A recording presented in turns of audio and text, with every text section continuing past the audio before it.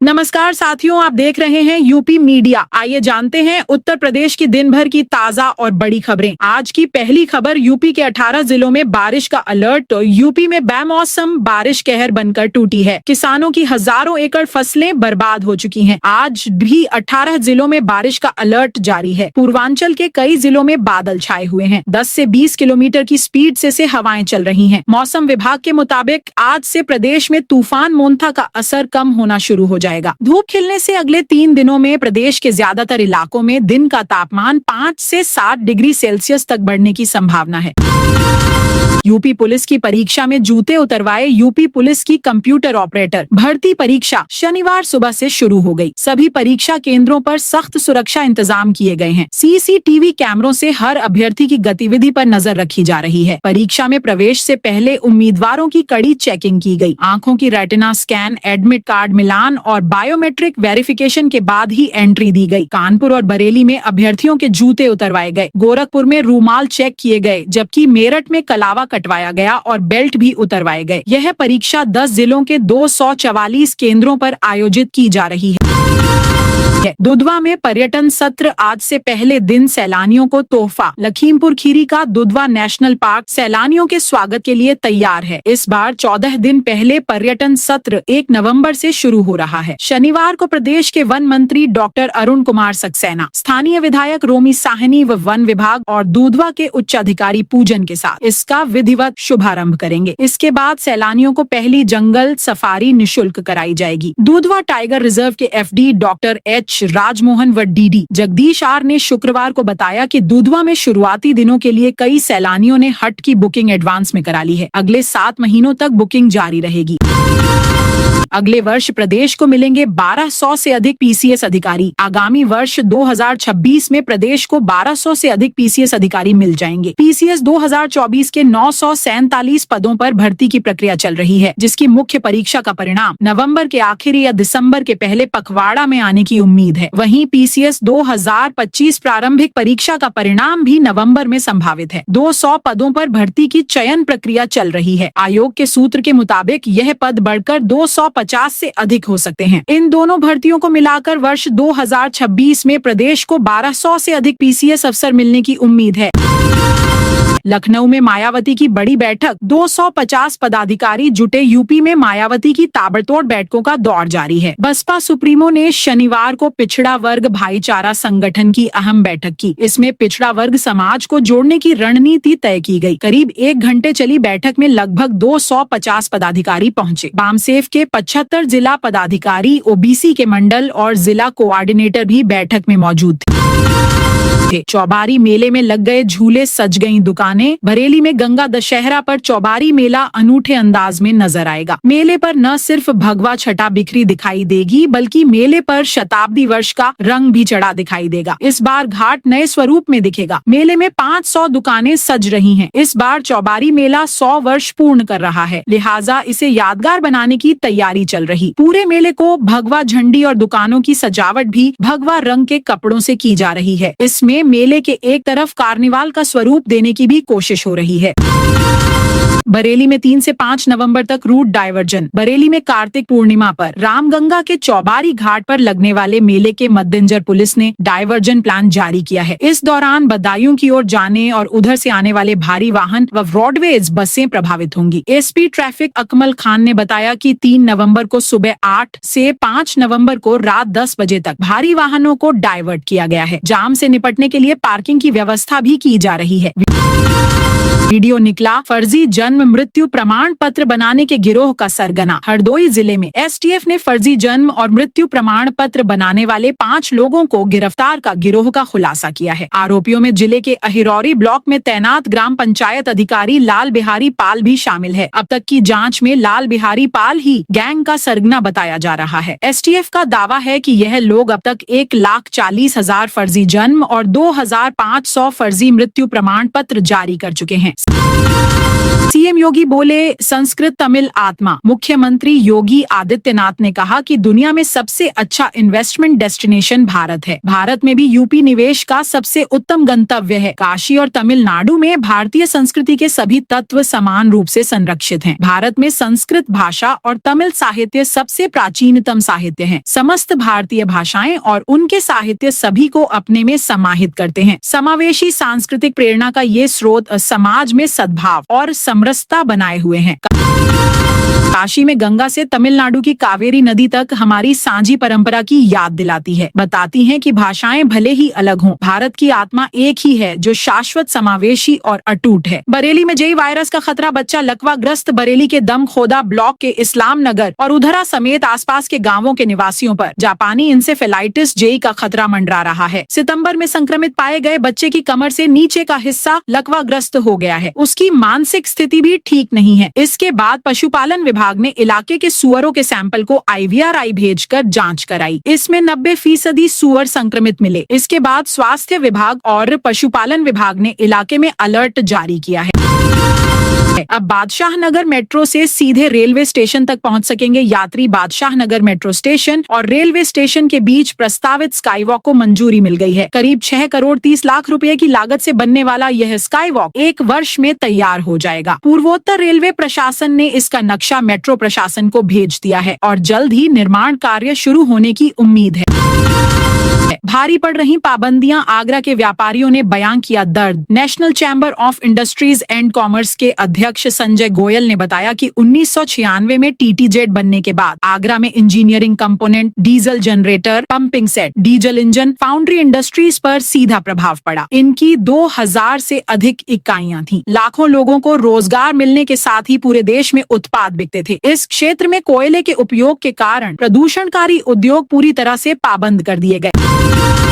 योगी से रवि किशन बोले, एक दिन में 100 से 100 किताबें पढ़ता था। सीएम योगी ने गोरखपुर में शनिवार को बुक फेयर का शुभारंभ किया। इस दौरान उन्होंने सांसद रवि किशन की चुटकी ली। कहा, रवि किशन मुझसे कह रहे थे कि जब वे कैम्ब्रिज में पढ़ते थे। इस पर मैंने पूछा कि क्या आपने कैम्ब्रिज से डिग्री ली है? फिर उन्होंने कहा, नहीं, सिर्फ 12वीं पास हूँ। इस पर मैंने कहा, आप जौनपुर के किस कैम्ब्रिज में पढ़े हैं? ये मैं नहीं जानता, लेकिन यहाँ बच्चों के लिए एक सांस्कृतिक कार्यक्रम जरूर करवा दें। इसके बाद रवि किशन कहने लगे कि एक दिन में 100 पुस्तकें पढ़ लेता था। जवाब में मैंने कहा, इसका मतलब आप पढ़ते ही नहीं थे। हालांकि उन्होंने आज बुक फेयर में लोगों को पढ़ने के लिए प्रेरित किया है।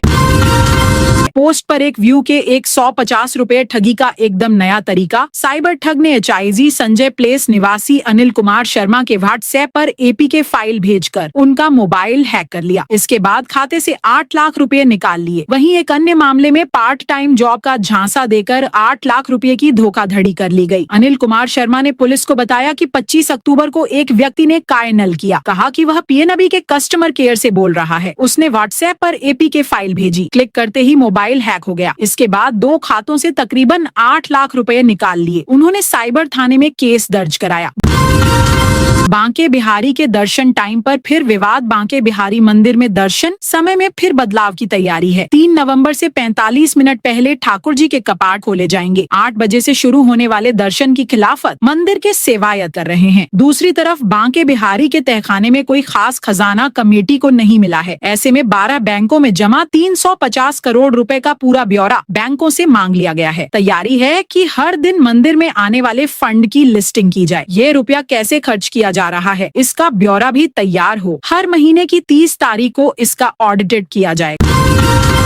कांग्रेस नेता मुन्ना कुरैशी समेत 26 अपराधियों की खुली हिस्ट्री शीट। बरेली में पुलिस ने लूटपाट, हत्या, गो तस्करी, मादक पदार्थों की तस्करी, जुए के अड्डे संचालित करने वाले 26 बदमाशों की हिस्ट्री शीट खोल दी है। इनमें कांग्रेस नेता मुन्ना कुरैशी का नाम भी शामिल है। सभी की निगरानी की जाएगी। बहेड़ी के सर्वाधिक 12, शीशगढ़ के 5, किला व भमोरा के 3, देवरनिया के 2 और शेरगढ़ के 1 अपराधी की B क्लास हिस्ट्री शीट खोली गई है।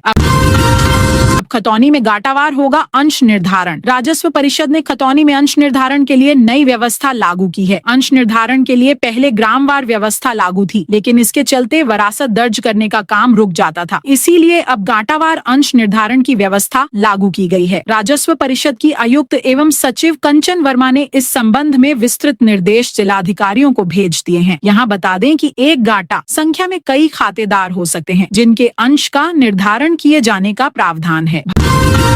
भाजपा नेता पर महिलाओं का भड़का गुस्सा। मेरठ के सेंट्रल मार्केट में दुकानें टूटने से नाराज व्यापारियों के घरों की महिलाओं ने भाजपा नेताओं को खरी खोटी सुनाई। भाजपा व्यापार प्रकोष्ठ के प्रदेश अध्यक्ष विनीत शारदा व्यापारियों का दर्द बांटने पहुंचे। उन्हें देखकर महिलाएं आग बूला हो गईं। महिलाओं ने कहा कि हम जिंदगी भर कहते रहे हम भाजपाई हैं, लेकिन इस भाजपा ने हमें सड़क पर लाकर खड़ा कर दिया। गठन के बाद एएनटीएफ ने जब्त किए 334 करोड़ के मादक पदार्थ। यूपी में एनटीएफ का गठन 4 सितंबर 2022 को मुख्यमंत्री योगी आदित्यनाथ के निर्देश पर हुआ था। इसकी वर्तमान में 8 on operational unit Meerut, Agra, Bareilly, Kanpur, Lucknow, Prayagraj, Varanasi, Gorakhpur और 6 थाने बाराबंकी, गोरखपुर, मेरठ, सहारनपुर, झांसी, गाजीपुर क्रियाशील हैं। काशी में पूर्वांचल की सबसे बड़ी धर्मशाला का उद्घाटन। वाराणसी में शुक्रवार को उपराष्ट्रपति सीपी राधाकृष्णन और मुख्यमंत्री योगी आदित्यनाथ ने नाटकोट क्षेत्रम की धर्मशाला का उद्घाटन किया। इस दौरान पूरा परिसर तालियों की गड़गड़ाहट से गूंज उठा। वहीं उपराष्ट्रपति सीपी राधाकृष्णन ने कहा कि इस इमारत का उद्घाटन कर अति प्रसन्न हूँ। वहीं सीएम योगी ने कहा कि काशी में अब भक्ति के साथ साथ विकास भी है। दिल्ली मेरठ एक्सप्रेसवे पर रोकी जा रही BS3 गाड़ियां। दिल्ली में आज 1 नवंबर से BS3 गाड़ियों की नो एंट्री लागू कर दी गई है। दिल्ली से सटे यूपी के बॉर्डर पर इसके लिए अलर्ट कर दिया गया है। गाजियाबाद प्रशासन ने कहा CNG, LNG, EV, BS 4 वाहनों को ही यूपी की सीमा से दिल्ली में एंट्री दी जाएगी। गाजियाबाद ट्रैफिक पुलिस ने अलग अलग स्थानों पर इन वाहनों पर कार्रवाई करनी शुरू कर दी है। गाजीपुर बॉर्डर पर जाम न लगे, इसके लिए कट वाले स्थानों पर चेकिंग के पॉइंट बनाए गए हैं। कोर्ट में आजम खान ने जमा कराया 1000 का हर्जाना। सपा नेता आजम खान के खिलाफ दर्ज डूंगरपुर बस्ती केस में बिजनौर में तैनात इंस्पेक्टर धर्मेंद्र सोलंकी कोर्ट में पेश हुए, जहां उनकी गवाही पूरी हुई। कोर्ट में इससे पहले 1000 रुपए का हर्जाना जमा कराया गया। इसके बाद उनकी गवाही हुई। अब इस मामले की सुनवाई 10 नवम्बर को होगी। गंज थाने में वर्ष 2019 में दर्ज डूंगरपुर बस्ती को खाली कराने के नाम पर लूटपाट, मारपीट व चोरी के आरोप लगते। इस मामले में सपा नेता आजम खान समेत कई लोगों को नामजद किया गया था। कोर्ट में इस मामले की विवेचना करने वाले तत्कालीन गंज थाने के इंस्पेक्टर धर्मेंद्र सिंह सोलंकी की गवाही कराने के लिए प्रार्थना पत्र 19 अक्टूबर को दिया गया था। 115 बीघे में की जा रही थी अवैध प्लाटिंग। राजधानी लखनऊ में अवैध प्लाटिंग के खिलाफ अभियान चलाया जा रहा है। इसी कड़ी में बृहस्पतिवार को LDA के प्रवर्तन दस्ते ने गुडम्बा और दुबग्गा इलाके में करीब 115 बीघा में की जा रही 9 अवैध प्लाटिंग पर बुलडोजर चलाया। इस दौरान विरोध का भी सामना करना पड़ा। LDA के जोनल अधिकारी माधवेश कुमार ने बताया कि दुबग्गा के ग्राम मौरा, जिलापुर में निरीक्षण के दौरान 7 अवैध प्लाटिंग को चिन्हित किया गया था। इसमें रामेश्वर, इरफान, राजेश कुमार कश्यप, मिंकू कश्यप, बालाजी प्रॉपर्टीज, राकेश पाल, संतोष गौतम, रामकेश, आलोक गुप्ता, मुन्नीलाल मौर्य, हरिवंश ग्रीन सिटी के प्रबंधक व कुछ अन्य लोग 55 बीघा क्षेत्रफल में अवैध रूप से प्लाटिंग कर रहे थे। इनको ध्वस्त किया गया है। ट्रेन से दिल्ली जा रही बिहार की 5 किशोरियां पकड़ी। स्वतंत्रता संग्राम सेनानी एक्सप्रेस से बिहार से दिल्ली जा रही 5 किशोरियों को कंट्रोल रूम की सूचना पर अलीगढ़ स्टेशन पर RPF और GRP ने उतार लिया। 5 किशोरियों को चाइल्ड लाइन को सौंप दिया गया है। इन्हें लेने के लिए उनके परिजन पुलिस के साथ अलीगढ़ के लिए निकल गए हैं। GRP को परिजनों के आने का इंतजार है।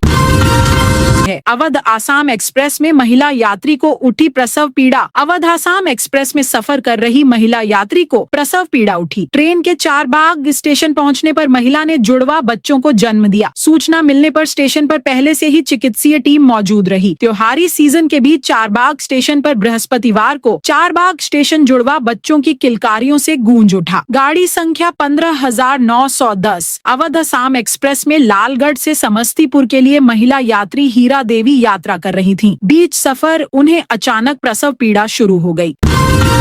150 करोड़ की लागत से बन रहा आरओबी उन्नाव में। सरैया क्रॉसिंग रेलवे ओवरब्रिज का निर्माण कार्य तेज हो गया है। राज्य सेतु निगम द्वारा बीम ढलाई, डेक निर्माण और स्लैब डालने का काम युद्ध स्तर पर जारी है। परियोजना का ऊपरी ढांचा दिसंबर तक पूरा करने का लक्ष्य रखा गया है। इस परियोजना के पूरा होने से क्षेत्रवासियों को ट्रेन फाटक बंद होने और जाम की समस्या से वर्षों से मिल रही परेशानी से राहत मिलेगी। वर्तमान में सरैया रेलवे क्रॉसिंग पर प्रतिदिन घंटों जाम लगता है, जिससे सैकड़ों वाहन चालक और राहगीर प्रभावित होते हैं। लखनऊ के औद्योगिक क्षेत्रों में जल भराव प्रदूषण। लखनऊ कलेक्ट्रेट में शुक्रवार को हुई जिला उद्योग बंधु की बैठक में एक बार फिर वही पुराने मुद्दे छाए रहे। अमौसी, सरोजनी नगर और तालकटोरा औद्योगिक क्षेत्रों में जाम, जल भराव और प्रदूषण। जिलाधिकारी विशाख जी ने अधिकारियों को स्थायी समाधान के निर्देश तो दिए, लेकिन कई उद्यमी बैठक से असंतुष्ट नजर आए। उनका कहना था कि हर बार वही बातें होती हैं, लेकिन जमीन पर कुछ नहीं बदलता। अध्यक्ष के द्वारा निर्देश दिए जाते हैं, लेकिन जो अन्य विभाग है वह सिर्फ काम के नाम पर खाना पूर्ति करते हैं। अमरोहा के तिगरी मेला आ रहे आईआईटी बाबा अभय सिंह महाकुंभ से चर्चा में आए। आईआईटी बाबा अभय सिंह 2 नवंबर को अमरोहा में लगने वाले तिगरा मेले में आ रहे हैं। इसकी जानकारी उन्होंने अपने इंस्टाग्राम से एक वीडियो शेयर करके दी। बताया वह मेले में एक आयोजित हो रहे यूथ कॉन्फ्रेंस में शामिल होने के लिए आ रहे हैं। गोंडा में कक्षा 1 से 8 तक के स्कूल बंद। गोंडा जिले में खराब मौसम के चलते कक्षा 1 से 8 तक के सभी परिषदीय सहायता प्राप्त और मान्यता प्राप्त विद्यालयों में आज अवकाश घोषित किया गया है। जिलाधिकारी प्रियंका निरंजन के आदेश पर यह निर्णय लिया गया है। हालांकि शिक्षक विद्यालय पहुंचकर अपना कार्य करेंगे, जबकि छात्रों की छुट्टी रहेगी। कड़ाई से आदेश न मानने वाले विद्यालयों के खिलाफ कार्रवाई के भी निर्देश दिए गए हैं। तो दोस्तों, यह थी आज यूपी के सभी जिलों की खबरें। आप इस वीडियो को कौन से जिले से देख रहे हैं, उस जिले का नाम बताइए